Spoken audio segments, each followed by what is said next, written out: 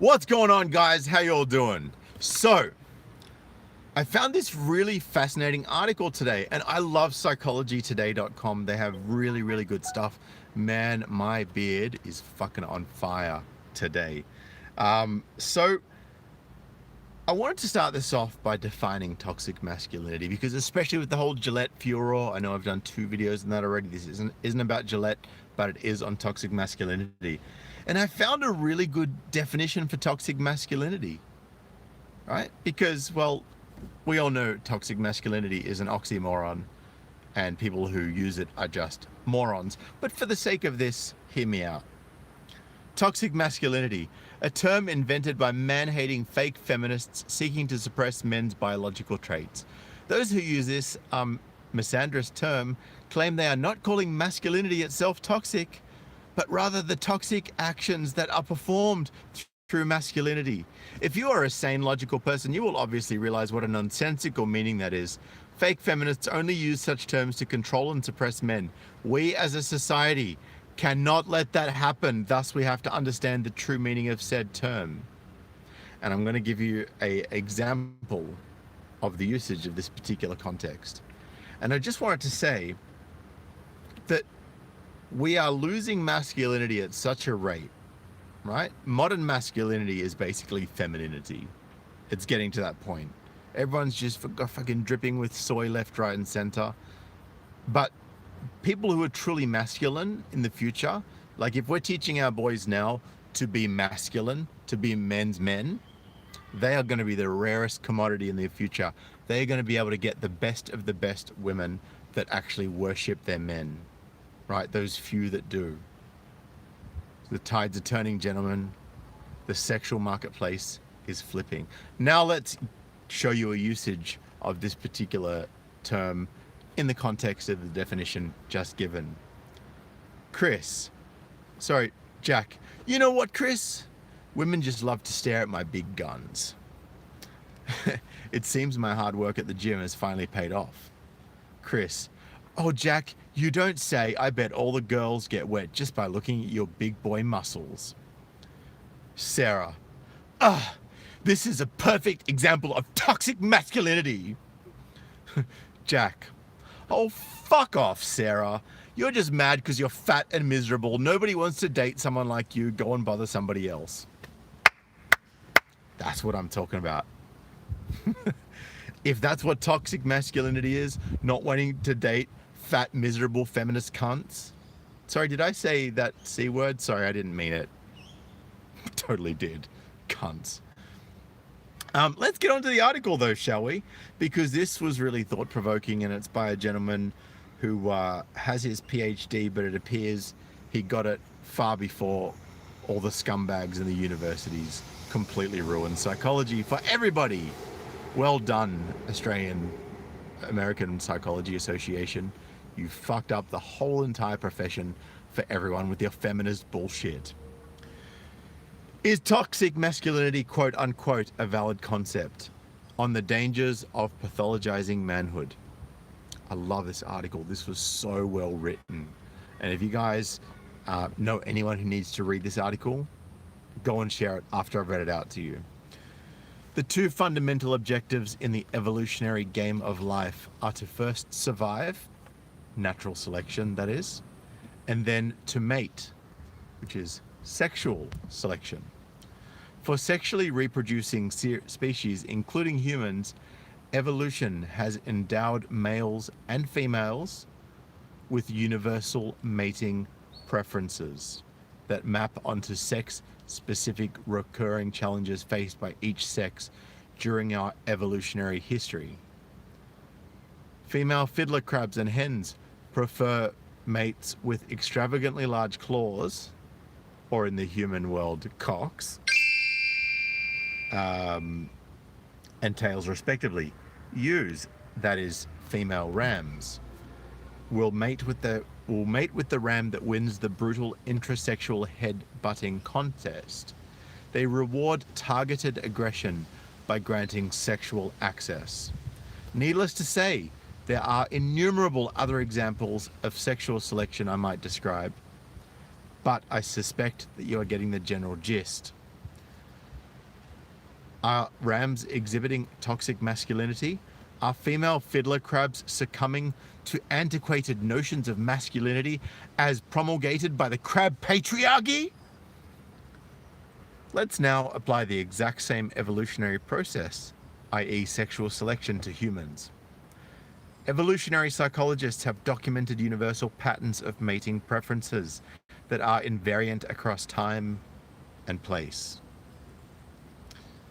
Now, this is where it gets interesting. In no culture ever studied have women repeatedly preferred to mate with pear-shaped, low-status, tepid men possessing high-pitched nasal voices, unlike deep, guttural voices like mine. You know what I'm saying? In no documented culture do women's sexual fantasies revolve around granting sexual access to unemployed, unambitious men who occupy the lowest stratum of the social hierarchy. Instead, women are attracted to, for the purpose of the article, I'm going to use the term, toxic masculine male phenotypes that correlate with testosterone, and they are desirous of men who are socially dominant, who are strategically risk-taking in their behaviors, and who exhibit patterns of behaviors that will allow them to ascend the social hierarchy and defend their positions from encroachers. Bad boy, anyone? Because that's what I'm hearing. Of course, this does not imply that women are not attracted to intelligent, sensitive, kind, warm, and compassionate men. The ideal man is rugged and sensitive, masculine and caring, aggressive in some pursuits and gentle in others. Think of the male archetype in romance novels, which is a literary form almost exclusively read by women. He is a tall prince and a neurosurgeon. He is a risk taker who wrestles alligators and subdues them on his six-pack abs, and yet is sensitive enough to be tamed by the love of a good woman. And when I say good woman, I don't mean feminists.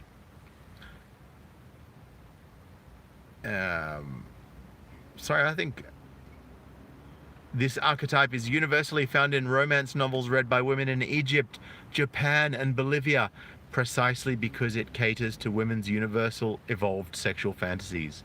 When engaging in sexual role-playing in the bedroom, few women ask that their male partners wear their Google C++ programmer uniform. They ask for the fireman suit to make its presence. By the way, good stuff from Newtown Fire Station for putting up that sign saying masculinity is not toxic, house fires are. Unfortunately, the SJWs at head office were complained to by the SJWs in Newtown, and they've been forced to take it down because it's too much of a political statement.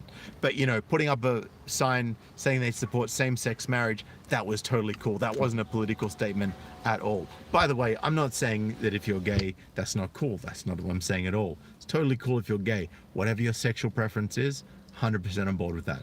Do your thing, right? But I'm just saying that that's as political as the other. And, you know, if we got if masculinity is political, if being a man and being masculine is political, then I'm pretty sure that pushing for same-sex marriage, which was a political thing, is far more political than that. Really shows what the true agendas are, doesn't it? All right, let's get back to this, shall I? James Bond, the epitome of toxic masculinity, does not cry at Taylor Swift's concerts. His archetype is desired by women and envied by men. The inimitable equity feminist Christina Hoff Sommers wrote a book back in 2001. So this is 18 years ago, guys. 2001, titled The War Against Boys, How Misguided Feminism is Harming Our Young Men. See our chat on my show, The Sad Truth, and there's a link to that if you want to check that out.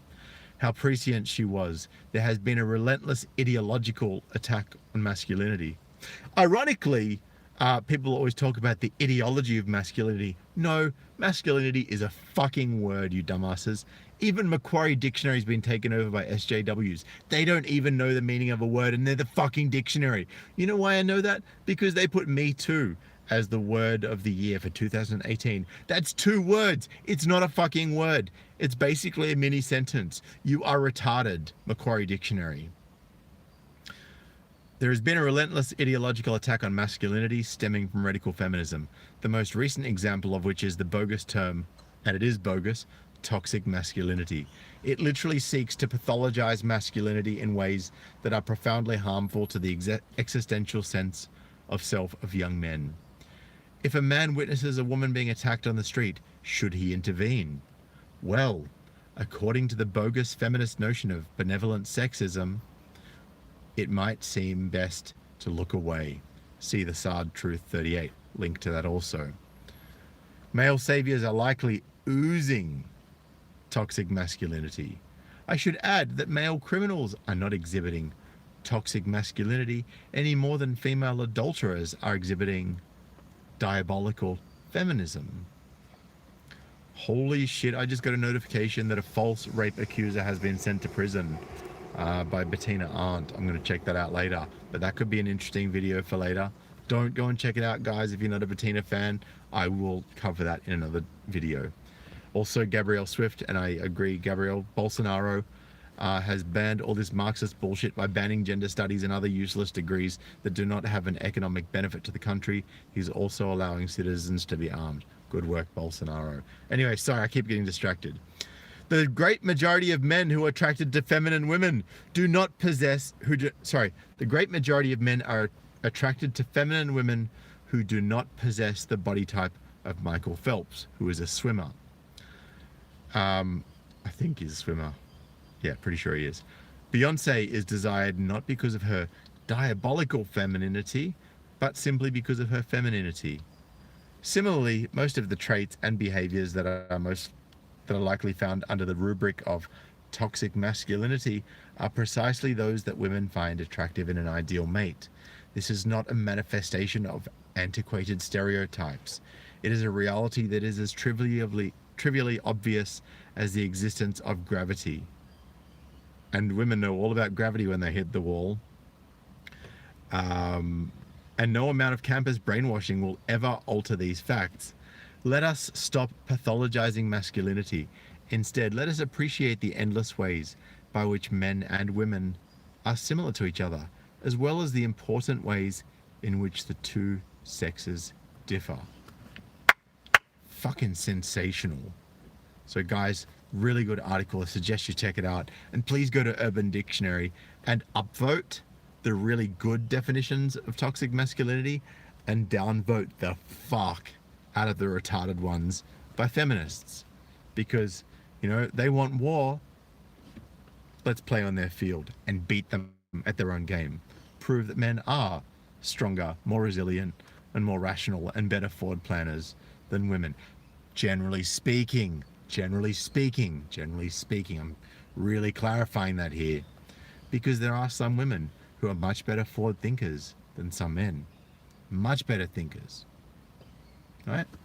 There's some women that are much more logical and much more rational than some men. But on the whole, on average, that's not the case. And the statistics and the research bears that out. Anyway, guys, I'd love to hear what you think of that article and the funny definition of toxic masculinity, which you should upvote the shit out of to get it right at the top. And share it with your friends. Anyway, guys, fuck Gillette, motherfuckers. Pieces of shit they are. And fuck Procter & Gamble and all of the brands that they sell, like Pantene and Braun, and all of their other brands that you should totally search and totally boycott if that's what you want to do. Oh, you really fucked yourself, Procter & Gamble. All right, guys, I'm out of here for now. I appreciate you all. Thank you so much. And I wanted to say a quick thank you to the donation I got in the live chat from Moggy1. Says, "G'day, Sydney." G'day to you, Moggy1. I appreciate you for the donation, brother. Thank you so much. I'll catch you guys very soon. Smash that thumbs up, share this video, and share the article as well. Oh yeah, and boycott Procter & Gamble, those fuckers, and Gillette. And subscribe if you haven't already and you're liking this stuff.